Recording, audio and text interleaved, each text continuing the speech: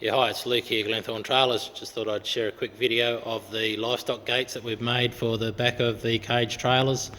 This trailer is the larger tipper trailer.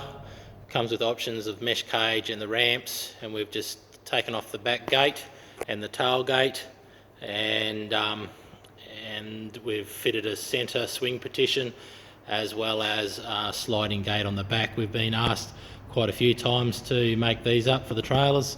So I thought I'd just share a quick video of how it works.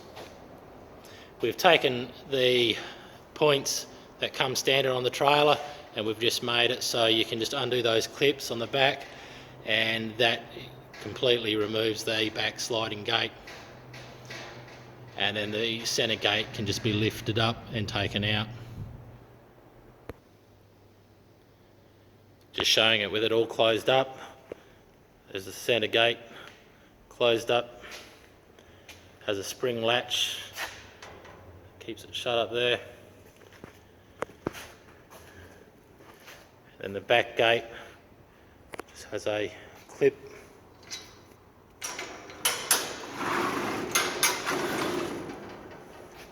And the back door just slides open. Right, well, thanks for watching.